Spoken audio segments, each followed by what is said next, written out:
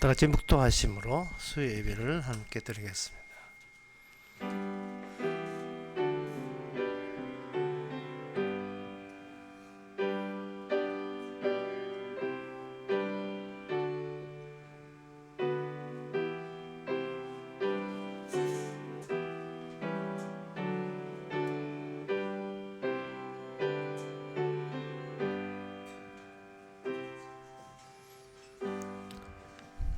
지존자여 시편금과 비파와 수금의 정숙한 소리로 여호와께 감사하며 주의 이름을 찬양하며 아침에 주의 인자하심을 나타내며 밤마다 주의 성실하심을 베품이 좋으니이다.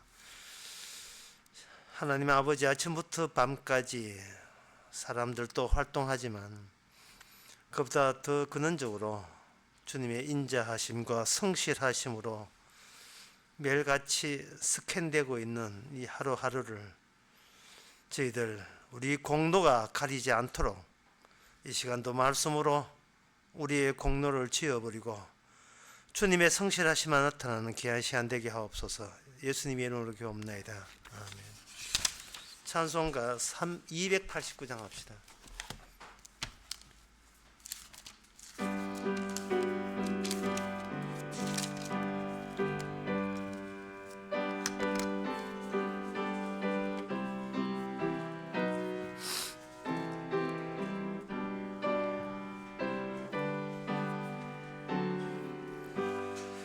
고생과 수고가 다 지난 후 광명한 천국에 편히 쉴 때 주님을 모시고 나 살리니 영원히 빛나는 영광일세. 영광일세 영광일세 내가 누릴 영광일세. 은혜로 주 얼굴 배옵나니 지극한 영광 내 영광일세. 주님의 한없는 은혜로서 예비한 그 집에 나 이르러 거기서 주님을 배움는 것 영원히 빛나는 영광일세. 영광일세 영광일세 내가 누릴 영광일세. 은혜로 주 얼굴 배옵나니 지극한 영광 내 영광일세. 앞서간 친구들 만나볼 때 기쁨이 내 맘에 차려니와 주께서 날 맞아 주시리니 영원히 빛나는 영광일세. 영광일세 영광일세 내가 누릴 영광일세. 은혜로 주 얼굴 배옵나니 지극한 영광 내 영광일세. 이 시간 우리 한 마음으로 기도하는 시간입니다. 기도 제목은 내 힘으로 도저히 버릴 수 없는 바로 그것이 나를 도리어 살린다는 사실을 우리가 깨달을 수 있도록 기도해야 됩니다. 내 선택과 내 결정으로 버릴 수 있는 것은 나를 죽이는 것이고 아무리 버리려 하도 버릴 수 없는 바로 그것이 우리들로 하여금 천국으로 이끄는 힘인 것을 다시 한번 감사하는 마음으로 기도하시기 바랍니다.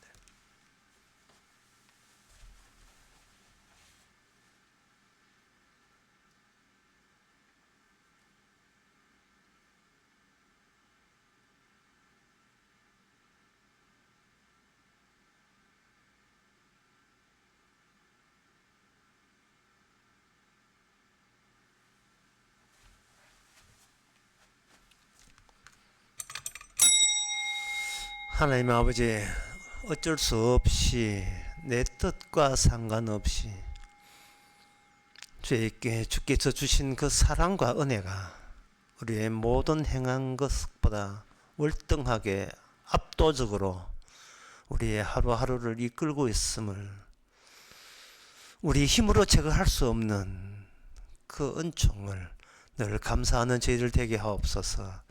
그것만 쳐다보며 그것만 교제하며 살게 하옵소서. 예수님의 이름으로 기도합나이다.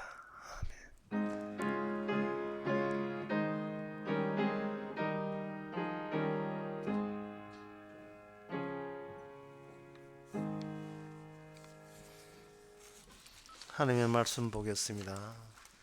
스가랴 13장 1절에서 2절입니다.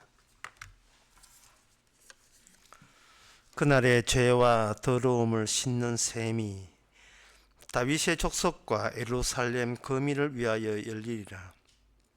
만군의 여호와가 말하노라. 그날에 내가 우상의 이름을 이 땅에서 끊어서 기억도 되지 못하게 할 것이며 거짓 선지자와 더러운 사기를 이 땅에서 떠나게 할 것이라. 아멘. 셈이라는 것이 평소에 여러 군데 잘 눈에 띄질 않고 숨어 있는 것이 특징입니다. 강과 바다는 어딘지 찾아가면 찾아갈 수 있는데, 셈은 이게 깊숙한 숲을 속에 숨어 있지요. 강이 처음 시작한 그 지점, 그거는 바다가 시작한 지점이기도 하고요. 땅에 강이 흘러서 바다로 간다. 그러면 바다라는 그것도 대단하지만 인간에게는 인간과 함께 있을 때 그것이 인간에게 의미가 있거든요. 바다는 넓지만 인간은 바다에서 사는 게 아니니까 인간에게 생명을 주는 것은 작고 보잘것없어 보이는 개시점, 출발점, 그렇게 이렇게 굳이 찾지 않더라도 뭐 이거 그냥 옆에 지나가지만 그 셈 하나가 이 땅을 적시면서 인간을 살게 합니다. 그래서 그 셈의 특징은 특정 지점에 있다는 것과, 그리고 그 셈은 그래서 솟구친다는 것, 분출한다는 또 특징이 있어요. 그러면서도 생명의 근원이면서도 사람 눈에 띄지 않고 은밀한 곳에 있는 겁니다. 그처럼 여기 주님께서 오늘 약속하기를 셈에 대해서 약속을 합니다. 은밀하게 있던 셈이 노골적으로 드러난 그날이 오겠다는 겁니다. 사람들은 바다만 좋아하고 강을 좋아하지만 셈의 특징은 인간의 노동력과 관계없다는 거예요. 이미 인간 이전에 그 자연 속에 칠이 만연된 겁니다. 사람이 애써서 우물 파는 게 셈이 아니에요. 우물의 반대말이 셈이고 셈의 반대말이 우물입니다. 인간의 노동력이 전혀 제공되지 않고 인간보다 먼저 있으면서 인간을 살려낸 그 무엇, 그게 이제 셈이라는 표시로 된 거죠. 그런데 여기서 산다는 것이 사람이 물 없이는 못 사는데, 여기 13장 1절에서는 인간은 죄와 더러움을 씻지 못하면 그건 사람이 아니라고 보는 겁니다. 물 없이는 못 산다. 너무나 당연한 거죠. 누가 부정합니까? 인간의 몸이 75%가 물로 되어 있다는데, 그래서 인간의 몸은 75% 물이기 때문에 물 없이는 못 산다. 요거 인간의 지식의 요거 한계입니다. 이거는 뭐 의사들 다 파업해도 소용없어요. 의사들도 모르는 게 뭐냐면은 물이 있어서, 그래서 물 마시고 살고 밥 먹고 산다는 거, 이것을 오늘 2절에 보면 그걸 뭐라고 하냐면 거짓 선지자라고 이야기하는 거예요. 너무 비약을 너무 심하게 했나요? 이게 비약 심한 정도가 아닙니다. 아주 멀었습니다.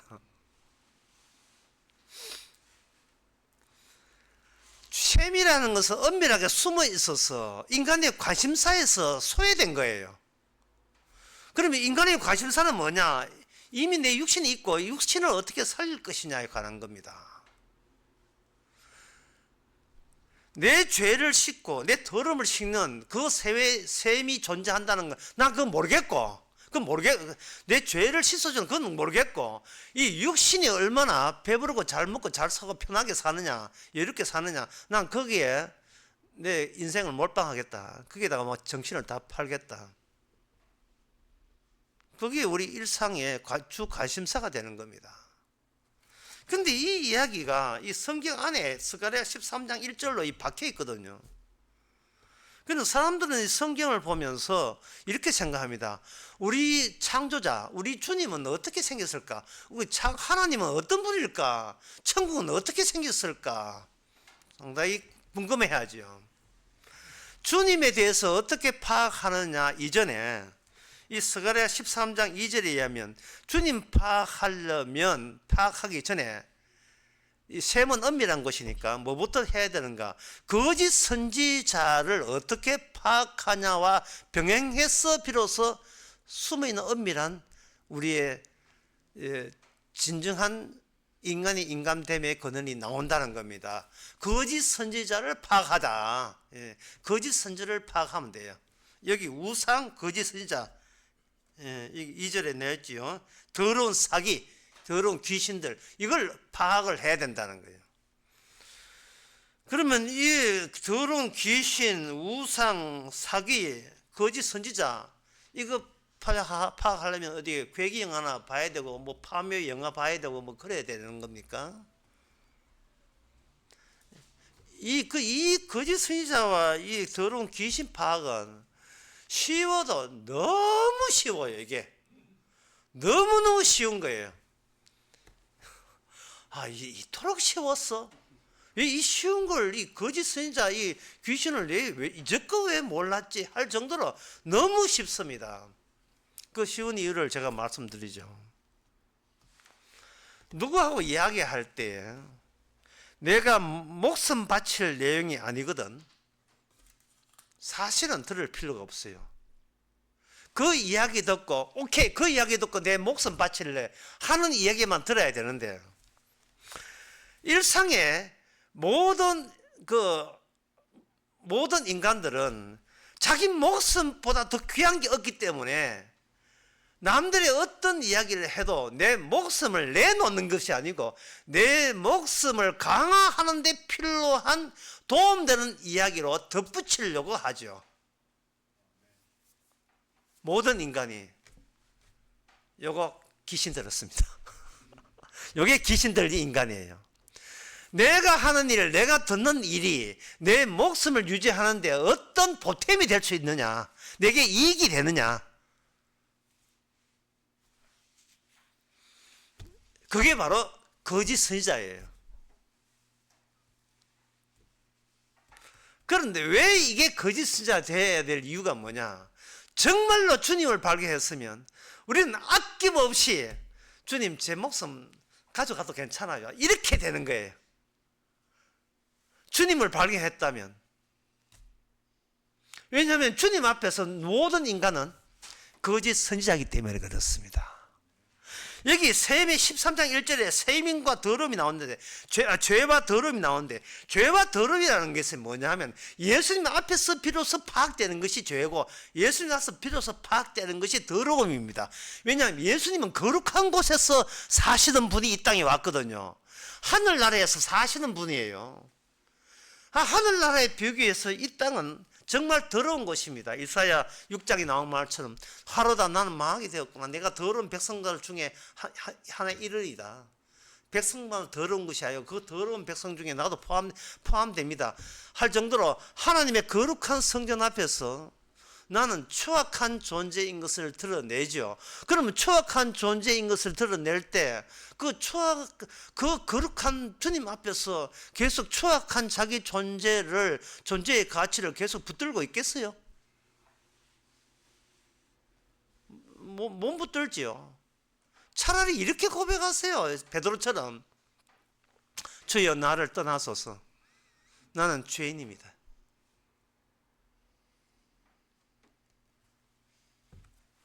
이러한 베드로의 경험은 실제로 그 총각들에게도 간접 경험을 할 수가 있어요. 특히 총각들, 요새는 유부남도 해당됩니다만은 총각들이 자기가 어릴 때부터 10년 동안 어릴 때부터 사모했던 자기 그 첫사랑 같은 게 있을 수가 있거든요. 사춘기에. 근데 그 첫사랑에 늘 연모했던 첫사랑을 우연히 나중에 어릴 때 이제 헤어졌는데 한 10년 뒤에 우연히 그 시내 번화가에서 만났을 때 혼자 짝사랑한 거죠. 만났을 때 그쪽에서는 그냥 편하게 같은 동생이니까 이거 영철이 아니야 뭐 이런 식으로 이야기하는데 자기는 그 너무나 지난 10년도 아름답지만 점점 더 아름다운 그 미모에 반해서 말 높여야 될나 더듬거릴 때, 더듬거릴 때 그때 자기의 존재감이 아주 존재감이 순간적으로 사라져 버리죠. 그러면 이제 우리 동창생인데 오랜만인데 그 점심이나 같이 할까 할 때 자기가 그렇게 허무했던 그쪽에 점심으로 가는데 밥값을 여자보고 내게 하겠습니까? 아낌없이 돈 내는 거 이거 자기 부정입니다. 돈이 하나도 안 아까워요. 오히려 영광스러워요. 자기 그 순간 그 빛나는 그 여인 앞에 자기가 소멸되는 것 자체를 내 자신이 존재감이 없이 된 걸 그렇게 그 사실을 영광스럽게 고맙게 황공스럽게 생각하는 겁니다. 정말 더 사모하면 이런 고백까지 나오죠. 마마 차라리 죽여주옵소서. 차라리 죽여주옵소서. 당신이 죽은다면 흔쾌히 죽겠나이다. 뭐 이런 거.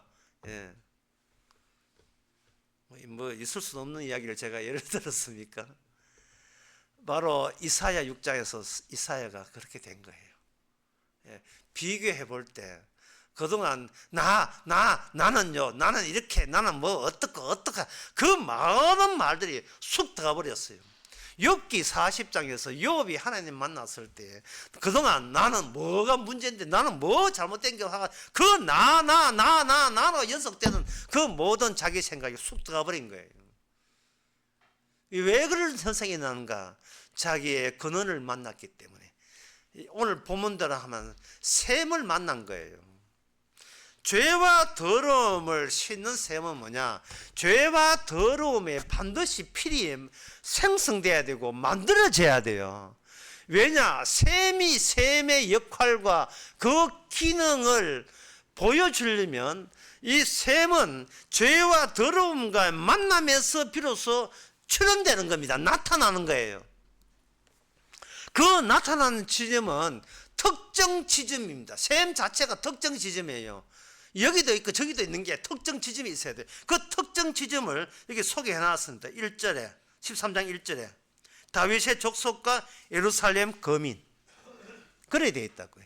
다윗의 족속과 예루살렘 거민 이들이 뭐지? 이들은 왜 특혜를 입지요? 하나님의 셈의 권한이 되는 왜 이런 특혜를 입는자 이 말입니다. 이런 특혜에 대해서 구약에서 줄거리를 갖고 하나의 흐름이 있는데요. 그 흐름을 이야기하면 복잡하니까 결론부터 먼저 말씀드리면 요한복음 4장 14절 15절입니다.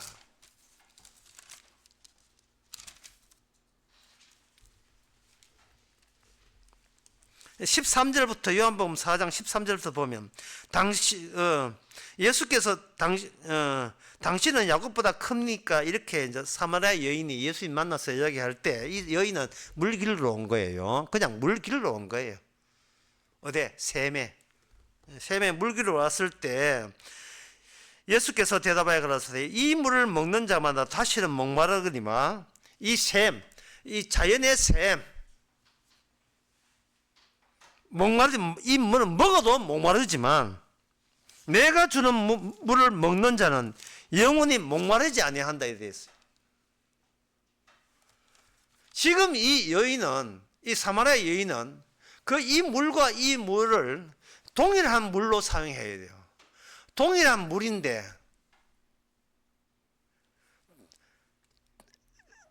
그러니까 동일한 물인데 예수님 쪽에서 말하기를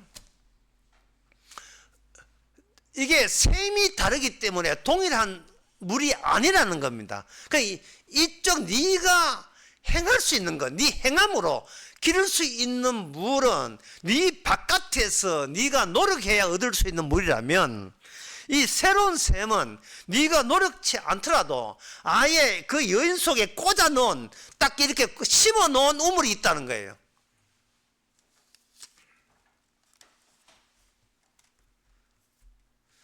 그 들판에 향기로운 꽃이 있다. 그러면 길 가다가 들판에 가서 꽃에 가까이 가야 그 향기를 맡을 수 있잖아요. 그런데 꽃을 꺾어서 우리 집에 꽂는다면 이거는 자동적으로 집에서 꽃향기가 나오겠어요? 안 나오겠어요? 나오죠. 물론 좀 이따가 죽겠지만 일시적으로서는 안 나온다 하면 안 됩니다. 나온다 해야 돼요. 여기 요한복음 4장 14절에서 그 다음에 뭐라 하냐면 나의 주는 물은 그 속에서 영생하도록 솟아나는 샘물이 되리라 했습니다. 샘물이. 예수님이 그 여자 속에 들어간다는 뜻이에요. 예수님이. 여인은 아직까지 착각을 해가 육신적인 육신을 유지하기 위해서 물이 필요한데 그 물을 제공하는 분이 예수님인데 예수님은 목마르지 않는 물을 준다. 그렇게 오해를 하고 있어요. 그러니까 여자가 15절에 가로되 주여 이런 물을 내게 주소서. 그래서 뭐냐, 다시는 여기에 물길로 오지 않게 해달라고 이야기했습니다. 지금 이 여인은 스가랴 13장 1절을 몰라요. 스가랴 오늘 본문 13장 1절을 모릅니다. 하나님의 예언과 하나님의 말씀과 상관없을 때 여인의 특징은 뭐냐? 거짓 선지자 같아요. 뭐냐? 내 살기 위해서 예수님이 주는 것이 필요하다는 의식. 이게 거짓 선지자의 공통점이잖아요. 자기 목숨을 잃을 생각은 추워도 없어요. 제가 언젠가 신천지하고 뭐 제가 찾아가는 게 아니라 신천지가 와서 이야기를 전도하려고 날 전도하려고 했는데 대화를 나눴는데요. 한 5분간. 신천지의 특징은 뭐냐면 본인이 여기 있다는 것을 근원적인 근원적인 우물로 내가 여기 있다가 대체가 있어요. 신천지 하는 모든 이야기가 나 여기 있습니다. 나 여기 있습니다를 이야기하는 거예요. 그래서 제가 당신이 있는 게 아니고 성경에 말하기를 주님이 당신보다 먼저 있다. 그렇게 하니까 그거는 뭐 다 아는 이야기거든요. 아니, 내 말을 뭐 알아듣는 거예요? 내 말은 뭐냐? 내가 여기 있어. 나는 구원받아야 되겠습니다. 하는 그것이 진짜 계신 분을 가리는 거짓 선지자의 일관된 주장이에요, 그게. 교회 와서 구원받겠다는 것이 그게 거짓 선지자의 주특기예요, 그게. 그 거짓 선지자가 세운 교회고. 그럼 내 구원받겠다는 것은 교회 나오면 안 되죠.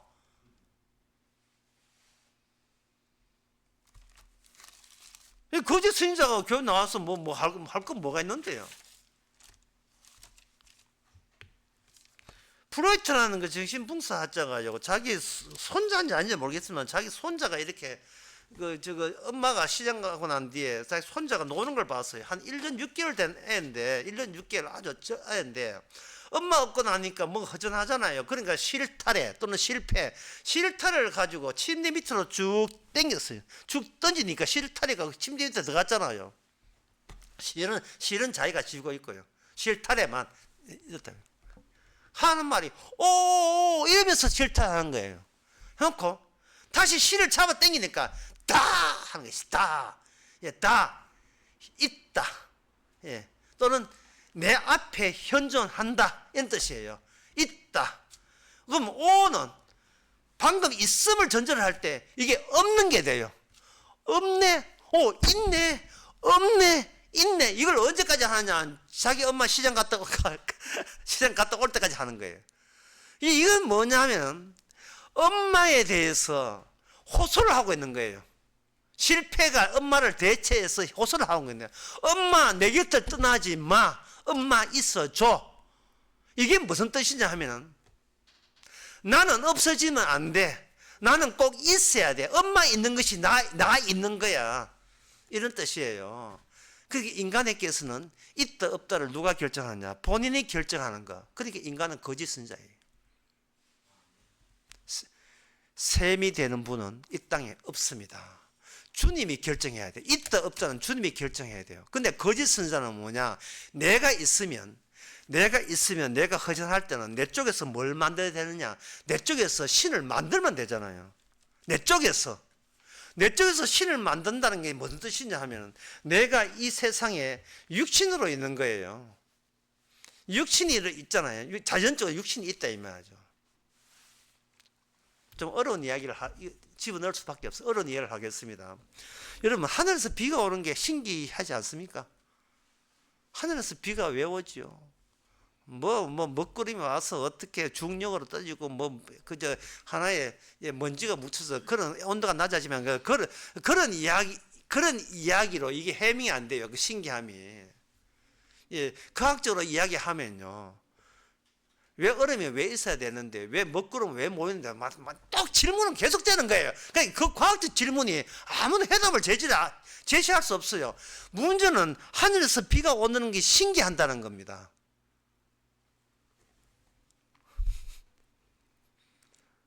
그게 상대 인간에 대해서 긍정적 표현을 할 때 비가 와서서 고맙다는 뜻으로 신기함을 이야기하는데 또 비가 오는 것을 한쪽에 생각하면 이렇게 생각할 수 있습니다. 왜 나는 하늘에서 오는 비 없이는 못 사는 존재가 되었는가? 아 슬프다. 이럴 수가 있어요. 그러니까 동일한 비 오는 현상인데 또 한쪽은 긍정적으로 생각할 수 있고 부정적으로 생각할 수 있는 것이 이 자연의 현상이에요. 자연의 현상입니다. 이 분명히 어려운 이야기예요. 제가 왜 이 어려운 이야기를 하느냐 하면은 아까 그 실패 이야기 한 것처럼 인간은 내가 있어요. 근데 내가 있다는 것이 굉장히 인간들은 굉장히 그 신기하면서도 그 신기함이 불편해요. 내가 왜 있는지를 아무리 따져도 알 수가 없었어. 그게 불편하고 어떻게 생각하면 내가 신기하니까 내가 존재한다니까 신기한 거예요. 마치 엄마가 시장 가는 엄마가 아이 같은 마음이다 말이죠. 그 아이가 나중에 어른 되니까요. 그러면 어떻게 내가 여기 있다는 것을 긍정적으로 증명하는 방법은 뭐냐? 신이 없기에 뭘 만들어야 돼요? 신이 있어야 돼요. 진짜 이 종교가 만들어진 이유입니다. 신이 없기에 이 자연에 신이 없어요. 신이 없기 때문에 신이 상상하든 어떻든 만들어서 신이 있다고 믿어줘야 내가 편해. 내가 편해요. 그 어린애하고 똑같아요. 엄마는 없어요. 엄마는 없는데 실패로 계속 하다가 감격스러워서 있다 포르트다라는 놀이입니다. 그게 없다 있네. 나 혼자 있으면 내 근원을 모르니까 이게 마음이 정서적으로 불안하잖아요. 근데 신을 믿으면 그렇지 신이 만들었지 신이 창조했지 창세기 1장 1절 창세기 하나님이 천지를 만들었잖아. 그걸 믿는 순간 내 마음은 왜 이렇게 편하지? 이거 거짓 선자예요. 이 귀신 들린 겁니다. 귀신들도 하나님이 존재한다는 걸 알아요. 믿고 뜬다까지 했어요. 아까도 이야기했지만 정말 인간의 순수한 본심은 하나님이 사건을 일으켜줘야 순수한 본심이 나옵니다. 그게 아까 이야기했지만 일부러 하나님께서는 베드로의 배에 고기를 못 잡게 했어요. 그것도 밤새도록. 그때 고기 못 잡은 것이 7시간 30분 됐는지 그건 잘 모르겠어요. 하여튼 해놓고 그 다음에 주님의 명령에 따라서 그 근처 고기 다 뒤집었는데 한 마리도 못 잡았는데 명령에 따라서 배 오른편에 던지니까 배가 침몰될 직전까지 고기가 잡혔습니다. 그때 아까도 이야기했지만 그때 베드로의 고백이 솔직한 자기 심정이었어요. 내가 죄했던 것입니다.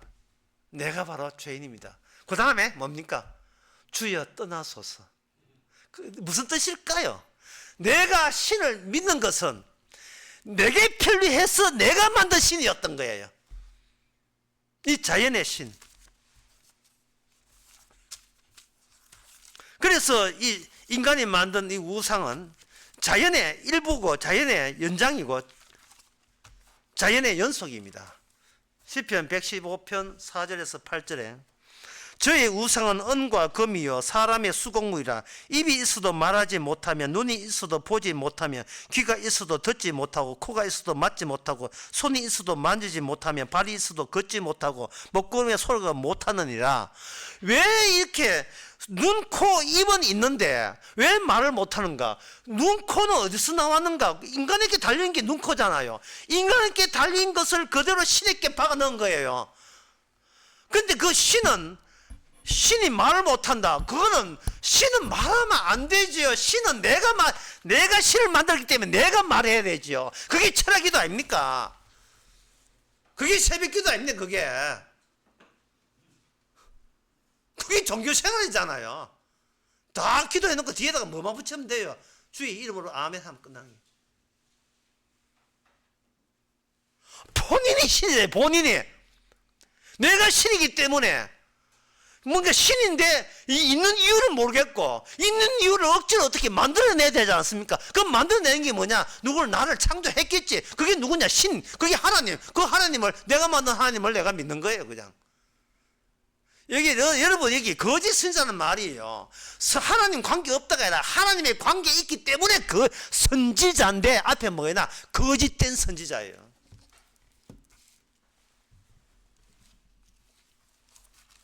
그렇다면 여기서 이 거짓된 선지자가 어디서 등장했는가? 이스라엘 역사를 통해서 등장했던 겁니다. 그러면 이스라엘 역사를 통해서 거짓 선지자가 다른 데도 있지만 이 모델로 이스라엘을 모델로 삼기 때문에 이스라엘에 일어난 일은 이방 나라에 다 똑같이 일어나는 거예요. 그러면 구체적으로 일어나는 것이 이스라엘이거든요. 그 이스라엘 나라에서 이 거짓 선지자가 왜 이렇게 구체적인 역사물로서 왜 일어나는가? 그것은 이스라엘은 진짜 셈이 그 이스라엘 내부로 그들이 닿는 그들의 여정 속에 진짜 셈이 고기를 내밀기 때문에 그래요. 자, 셈의 특징은 특정 지점이 있다. 두 번째는 없는데 분출한다. 제가 아까 이야기했죠. 출애굽기 17장 4절 7절에 보면 그 이스라엘 사람들이 하나님께서 일부러 사막에다가 집어넣었어요. 광야에다가 물 없는 곳 가서 하니까 뭐 백성들은 자기 목숨 지키는 것이 일생의 필생의 사명 아닙니까?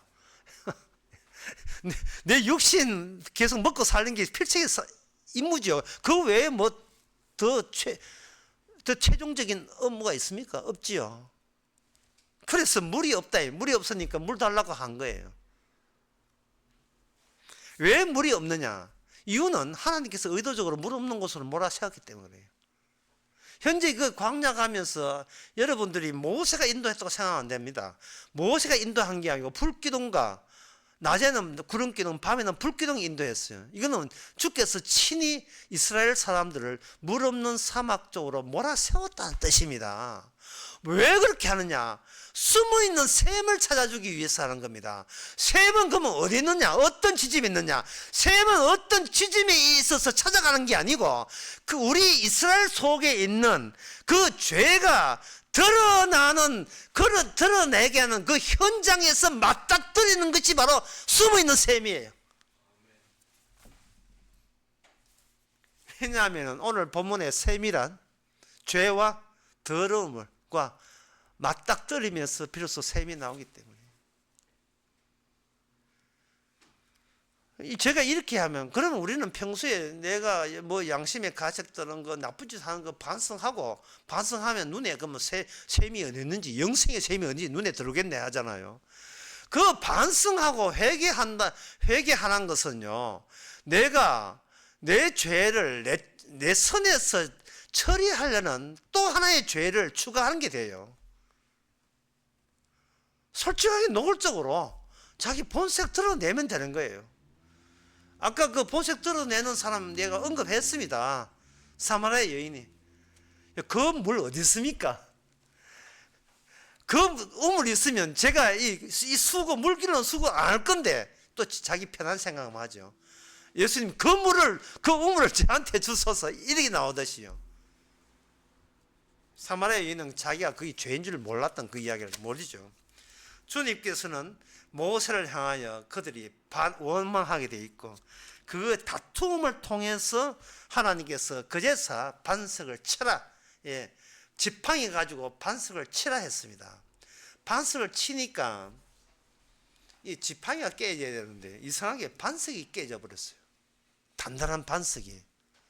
반석의 특징은 뭔가 숨겨 있어서 외부적인 요인이 아니면 숨어 있는 것이 공개되지 않는 그러한, 도저히 있을 수 없다고 생각하는 그 장소에서 지팡이 가지고 한 지점을 치니까 거기서 셈인데 분출돼 터져 나오는 거예요. 마치 바위가 아파도 너무 아픈 것 같아. 바위가 찢어지는 것과 동반해서 안에서 셈이 나오니까, 그 셈은 너희들이 그 분출되는 물이 나올 때마다 너희들 네 사는 것밖에 생각하지 못한 그것이, 그게 바로 네 죄고 더러움이라는 겁니다. 너는 네 생각이 최종적인 생각이 있다 말이에요. 그게 그 생각이 인간에 막혀 있어요.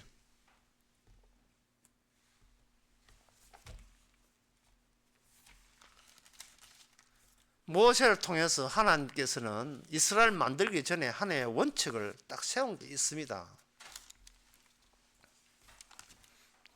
그게 바로 창세기 3장 15절에 나오는데요. 이게 여러분들이 이게 성경에 나오는 셈을 다 하려면 시간이 굉장히 길기 때문에 제가 함축해서 말씀드리겠습니다. 자꾸 결론 부분을 이야기할 수밖에 없어요. 그게 뭐냐면 여자의 후손입니다. 여자의 후손이 인간이 해결할 수 없는 뱀을 이김으로써 비로소 생명을 얻는다는 겁니다. 물론 인간의 생명을 얻는 게 아니고 여자의 후손에 의해서 해산된, 잉태된 자가 특정 인간인들이 있는데 그들만 생명을 얻는다는 뜻입니다. 인간이라는 것은 셈이 없는 인간이 아니에요. 거짓 선지자예요. 그렇게 하면서 3장 18절에 뭐냐면은 아담 보고 하는 거야. 네가 약속을 주기를, 네가 땅에서 먹고 살면서 열심히 노력 다 하고 결국은 너는 흙이니까 흙으로 돌아가라. 네 이름대로 흙으로 돌아가라. 라고 한 말을 들었을 때에 아담이 그 이야기를 듣고 아담이 자기에 대한 미래를 포기해버려요. 이미 규정이 끝났어요. 나는 죽는 게 이게 내 팔자다 하고 이미 자기한테는 마감을 해버렸어요. 자기에 대한 기대를 자기는 완전히 철회해버리고 남은 게 뭐냐면 자기 말고 아내가 있거든요. 아내를 보고 뭐냐 하면 자기는 죽어요. 근데 자기는 죽으니까 자기와 반대되는 그 아내를 보고 생미라고 하는 거예요. 왜? 방금 들었던 약속이 뭐냐? 여자의 후손이기 때문에. 그러면 제가 여기서 이제 방금 힌트를 드린 거예요. 셈은 뭐냐? 셈은 여성성입니다. 여성성.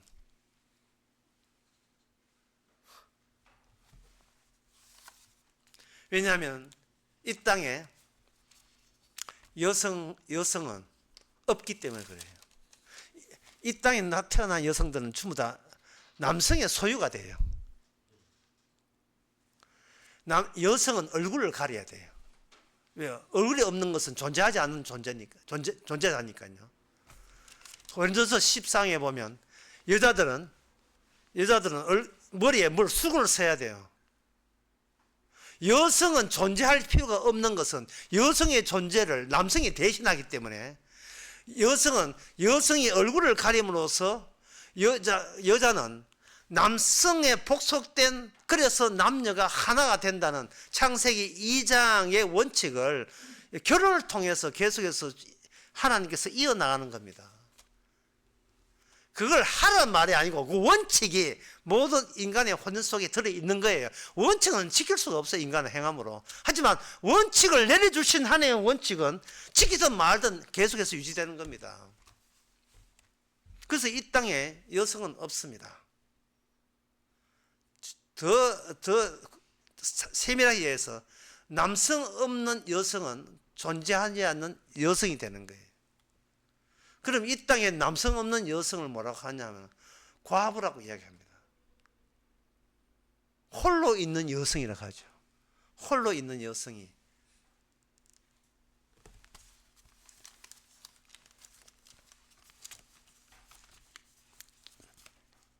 잠언서 5장 18절에 보면 이런 말씀 나옵니다. 내 셈에서 복되게 하라. 네가 젊어서 취한 아내를 즐거워하라. 여기에 내 셈으로 복되게 하라. 이 셈이 나오거든요.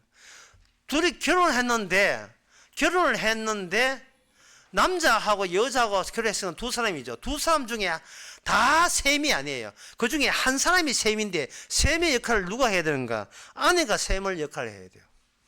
셈의 특징은 뭐냐? 나타내지 않으면서, 전면에 나서지 않으면서 계속 생명을 분출하는, 활기를 분출하는 그 특정 지점이 셈이에요. 그 셈의 역할을 누구냐? 여자가 하는 게, 아내가 하는 거예요. 그래서 남편은 네 셈을 복되게 하라. 네가 젊어서 취한 아내를 즐거워하라. 그 말은 뭐냐? 그 안에서 새로운 즐거움이 계속 나오게 하라는 말이에요. 그러니까 이 잠언서 전체의 내용이 뭐냐? 전체 주제는 뭐냐? 네가 남자가 출세하고 성공하고 뭐가 부자가 되더라도 그 출처는 따로 있다는 게 잠언서의 핵심이고, 이게 잠언서에 말하는 지혜입니다. 지혜는 나타나지 않고 숨어 있으면서 나대지 않고 오히려 다른 쪽을 돋보이게 해준다는 거예요. 그래서 잠언서의 제일 마지막에 보면 이런 게 나옵니다. 잠언서 31장 29절에 덕해 있는 여자는 많아 그대는 여러 여자보다 뛰어난다 하느니라. 고운 것도 거짓되고 아름다운 것도 헛되나 오직 여호와를 경외하는 자는 칭찬을 받는다. 여자 중에 최고의 여자는 여호와와 관련성을 맺은 아내가 최고의 여자라는 거예요. 와, 참. 우리 아내 곱다, 필요 없다. 우리 아내 아름답다. 예. 그걸 가지고 뭐라 거짓되다. 거짓되다. 곱고 아름다운 거, 뭐 배 나온 거 전부 다 그거 상관없어요. 남자는 배, 여자는 한가 그거 아니에요. 남자는 죽음, 여자는 생명이에요. 노래 가사 바꿔야 돼요. 단 그 여자는 어떤 여자냐? 남편 쳐다보는 여자는 아니에요. 역시 거짓은 자하고 같은 동업자. 남자가 똑같아. 오직 여호와를 쳐다보는 여인. 그 여인이 바로 생명이라는 겁니다.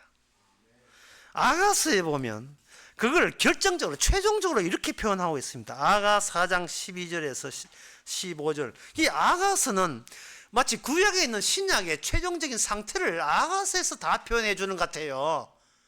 구약에 있는 신약 같아요. 아가서 4장 12절에 보면 나의 누이 나의 신부는 잠근 동산이요 덮인 우물이요 봉한 샘이다. 예. 솔로몬이 술레미 여인, 흑인 여자를 만나서 너무나 반해버리는데 그 자기가 사랑하는 여자를 표현할 때 그냥 여인으로 보지 않고 그 생명의 샘으로 보는 거예요. 손대고 톡 하면 터질 것 같아요. 봉선화 연주 15절에 보면 뭐냐 하면 너는 동산의 샘이요 생수의 우물이요 레바논에서 흐르는 시내다. 레바논은 산지잖아요. 눈이 쌓여요. 해발 2000미가 넘으니까 백두산보다 더 높으니까 백두산 한 비슷하게 돼요. 높진 않구나. 그래서 흐르는 그 눈 녹은 물, 시원한 물이 거기 레바논 남쪽에 있는 이스라엘 토지를 적시는 거예요. 자연에 있는 현상으로 표현된 영적 표현입니다. 집안에 이런 안에 들을 의향 없으니까 카드 일시불로 끊으세요. 또 할부하지 마시고.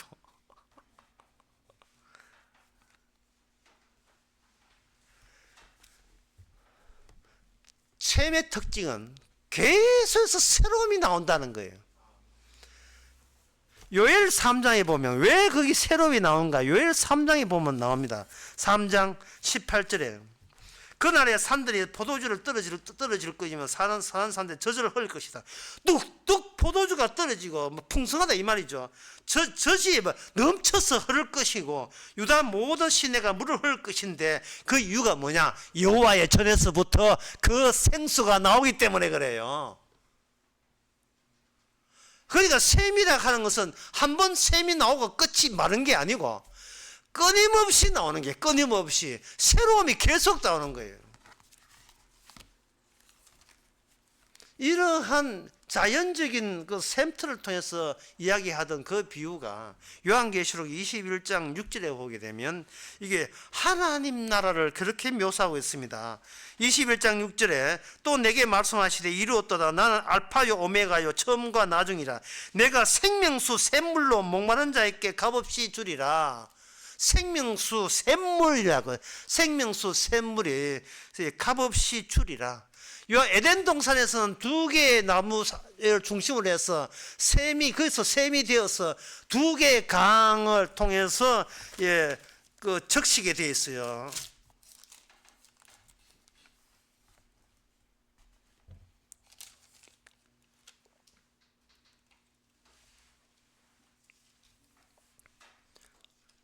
거기에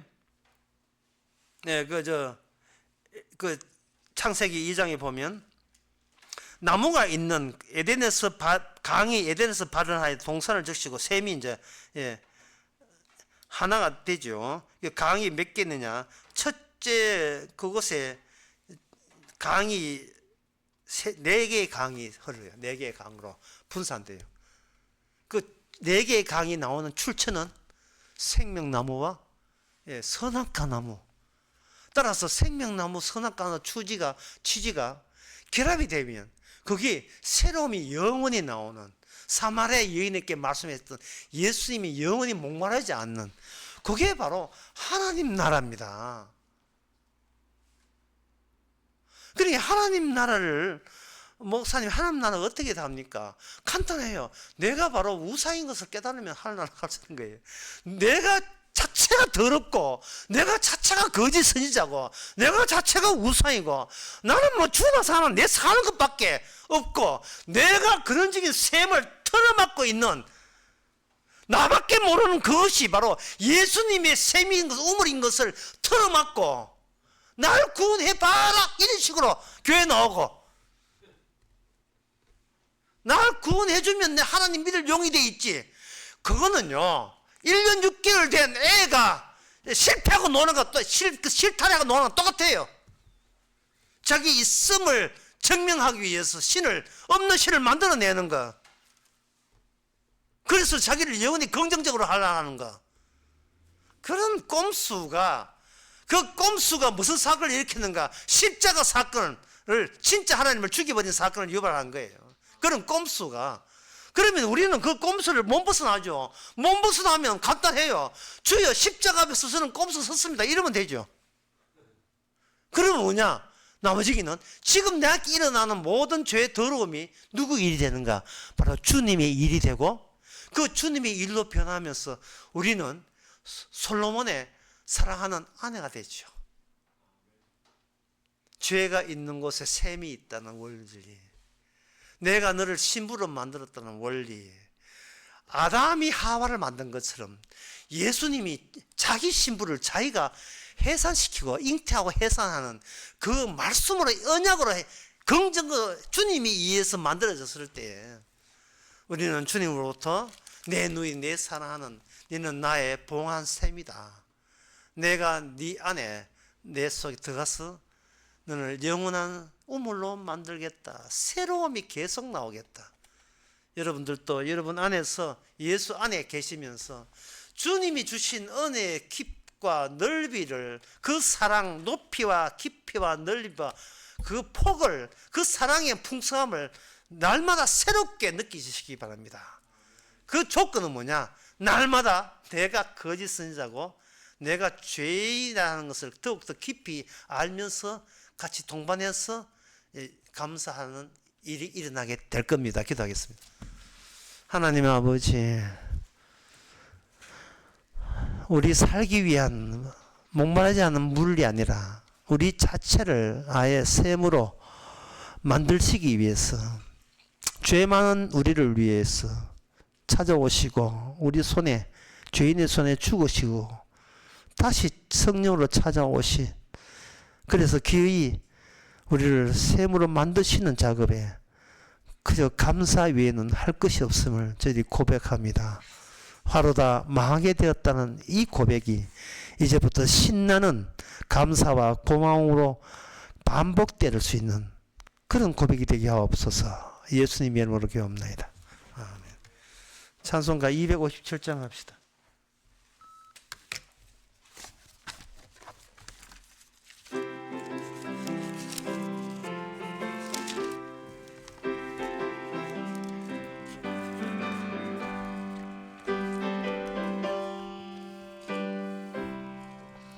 듣는 사람마다 복음 전하여 복스러운 소식 들어 퍼지세. 사람 있는 곳에 전할 소식은 어느 누구나 오라. 어느 누구나 주께 나오라. 어서 와서 주의 말씀 들으라. 하늘 아버지가 오라 하시니 어느 누구나 오라. 오는 사람들은 지체 말고서 문 열었을 때에 들어오시오.